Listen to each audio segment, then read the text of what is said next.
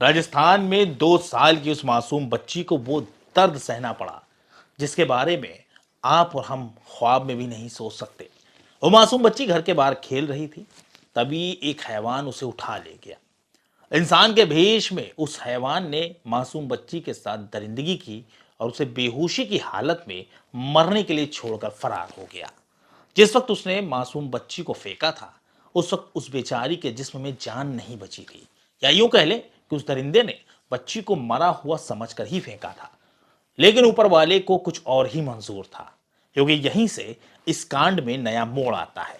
यह कहानी एक इंसानियत के योद्धा एसएचओ धीरेन्द्र सिंह की है, जिन्होंने बच्ची को इंसाफ दिलाने के लिए 5 साल तक संघर्ष किया और कई बार अपनी नौकरी पर खतरा भी उठाया। इस दौरान उनका ट्रांसफर भी हुआ, लेकिन उन्होंने हार नहीं मानी और वो खुद बच्ची के गार्जियन बनकर मुकदमा लड़ते रहे। ट्रांसफर के बावजूद वो दूसरे जिले से आकर सबूत इकट्ठा करते और उन सबूतों को कोर्ट के सामने पेश भी करते। बस क्या था, आखिरकार सच की जीत हुई और वो मासूम बच्ची को इंसाफ दिलाने में कामयाब हुए।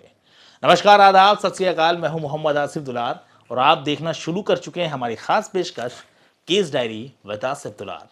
अगर आपने अब तक हमारे चैनल को सब्सक्राइब नहीं किया है तो इसे सब्सक्राइब कर लें, ताकि हर सच्ची घटना सबसे पहले हमारे जरिए आप तक पहुंचे। इंसानियत को शर्मसार करता यह मामला राजस्थान जिले के बीकानेर का है, जहां पर एक जगह पड़ती है बिछवाल, जहां करीब 8 साल पहले इस वारदात को अंजाम दिया गया था। बात 20 मार्च साल 2016 की है। वो मासूम अपने परिवार के साथ रहती थी। एक 2 साल की मासूम बच्ची अपने घर के पास खेल रही थी। अमूमन ऐसा ही होता है, हमारे आपके बच्चे भी घर के बाहर पूरी बेफिक्री के साथ खेलते हैं और ऐसी सूरत में परिवार को भी इस बात की तसल्ली होती है कि बच्चा बाहर ही तो खेल रहा है और आसपास भी तो सभी जानने वाले होते हैं। लेकिन इसी बीच मौका पाकर वो हैवान बच्ची के पास आ गया। वो बच्ची को बहला फुसला कर अपने साथ ले गया। वो मासूम बच्ची भी टॉफी या चॉकलेट की लालच में उसके साथ चली गई।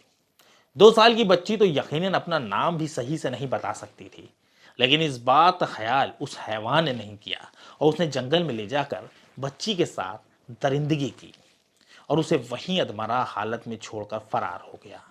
और वो भी चाहता था कि बच्ची मर जाए, लेकिन हुआ कुछ और। वो बच्ची जंगल में बदहवास हालत में पड़ी थी। तभी वहां से कुछ लोग गुजरे। उन लोगों ने बच्ची को जंगल में पड़ा देखा तो वो भी समझ नहीं पाए कि आखिर इसके साथ हुआ क्या है। मामले की जानकारी पुलिस को दी गई। पुलिस मौके पर पहुंची और बच्ची को उठाकर अस्पताल में भर्ती कराया गया। लेकिन बच्ची के परिवार के बारे में फिलहाल तक कुछ पता नहीं चल पाया था। अस्पताल में बच्ची का इलाज शुरू हुआ। उधर दूसरी तरफ बीछवाल के थानेदार धीरेन्द्र सिंह भी अस्पताल पहुंच गए, ताकि बच्ची की हालत का पता लगाया जा सके।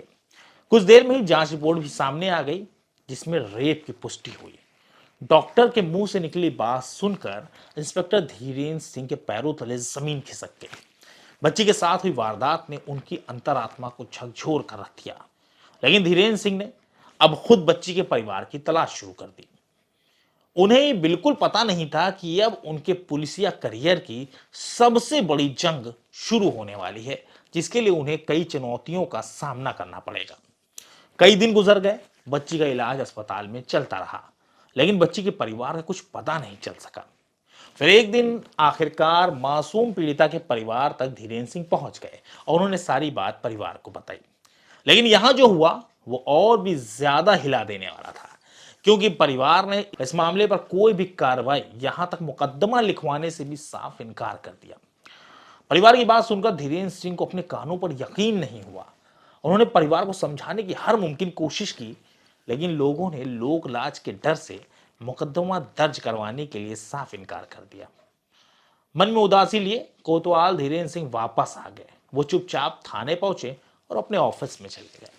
उनके दिमाग में पीड़िता के परिवार की बात घूम रही थी। उन्हें समझ नहीं आ रहा था कि अब वो क्या करें, लेकिन उनकी अंतरात्मा लगातार उन्हें आगे बढ़ने के लिए प्रेरित कर रही थी। कई घंटों की कश्मकश के बाद आखिरकार धीरेन्द्र सिंह अपनी जिंदगी का सबसे बड़ा फैसला लेते हैं और उन्होंने तय किया कि अब चाहे कुछ भी हो जाए, वो किसी भी हाल में उस बच्ची को इंसाफ दिला कर रहेंगे। बस यहीं से शुरू होती है एक नई जंग, जिसमें धीरेन्द्र सिंह बिल्कुल अकेले थे। धीरेन्द्र सिंह ने खुद ही मुकदमा दर्ज करवाया और खुद ही मामले के परिवादी बन गए। यानी वो खुद ही पीड़िता के गार्जियन बन चुके थे। एसएचओ धीरेन्द्र सिंह ने बिना किसी गवाह और परिवार के सहयोग के जांच शुरू की। कई दिन गुजर चुके थे, लेकिन अब तक आरोपी का कुछ पता नहीं चल सका था। धीरेन्द्र सिंह ने कड़ी मशक्कत के साथ मुखबिरों की भी मदद दी। इतना ही नहीं, उन्होंने खुद ही मौका वारदात का मुआयना किया और सबूत जुटाने शुरू किए। वह हैवान वारदात को अंजाम देने के बाद फरार हो चुका था और पुलिस के पास उसकी कोई जानकारी नहीं थी। लिहाजा उसे तलाश करना भी एक टेढ़ी खीर था। लेकिन वो कहते हैं ना कि जहां चाह है वहीं राह है, और आखिरकार उन्होंने छोटू राम नाम के उस आरोपी को दबोच लिया। अब बारी आई अदालत में पेशी की। एसएचओ धीरेन्द्र सिंह ने पीड़िता के परिजनों को कोर्ट में गवाही देने के लिए तैयार किया। उन्हें कोर्ट में पहुंचने का दिन और तारीख भी बता दिया, जिससे केस को और भी मजबूत किया जा सके। लेकिन एसएचओ को उस वक्त सबसे बड़ा झटका लगा जब पीड़िता की मां ने पेशी से ऐन पहले गवाही देने से साफ इनकार कर दिया। समाज का डर और परिवार की मानसिक स्थिति को समझना मुश्किल नहीं था, लेकिन एसएचओ का संकल्प और उनकी इंसानियत की भावना चट्टान से ज्यादा मजबूत थी। वो लगातार कोशिशें करते रहे। उधर वो बच्ची से मिलने लगातार उसके घर भी जाते थे। अभी मामला कोर्ट में पहुंचा ही था कि एसएचओ के पास से खत आता है। उस खत को पढ़कर उन्हें गहरा धक्का लगता है, क्योंकि उस खत के मुताबिक उनका ट्रांसफर कर दिया गया था और उन्हें बीकानेर थाने से कहीं और की जिम्मेदारी दे दी गई थी। तय वक्त पर एसएचओ धीरेन्द्र सिंह नए थाने की कमान संभालने के लिए निकल चलते हैं।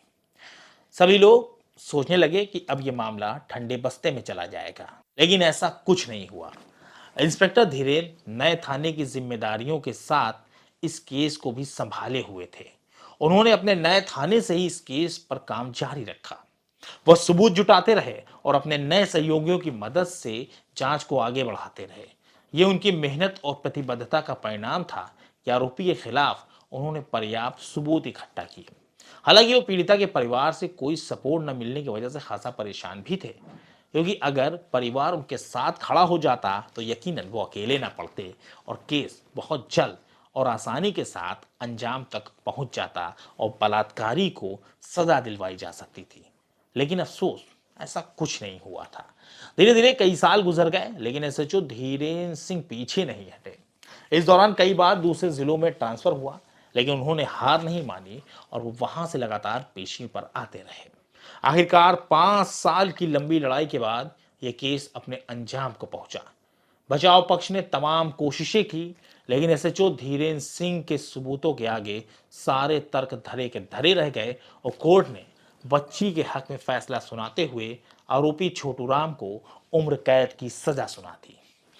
उसे उसके अंजाम तक आखिरकार पहुंचा दिया गया। इस पूरे मामले में एसएचओ धीरेन्द्र सिंह की भूमिका सबसे अहम थी। हमारी पूरी टीम एसएचओ धीरेन्द्र सिंह को दिल से सलाम करती है। एसएचओ धीरेन्द्र सिंह ने साबित कर दिया कि अगर एक पुलिस वाला चाह जाए तो क्या नहीं कर सकता। इस पूरे देश में एसएचओ धीरेन्द्र सिंह की तारीफ हो रही है और देश को इस वक्त ऐसे ही पुलिस ऑफिसर्स की जरूरत है। आपको हमारी पेशकश कैसी लगी, इसके बारे में कमेंट सेक्शन में जरूर बताएं। बहुत जल्द हमारी टीम आपके सामने एक नई सच्ची घटना लेकर हाजिर होगी। तब तक के लिए अपना ख्याल रखें।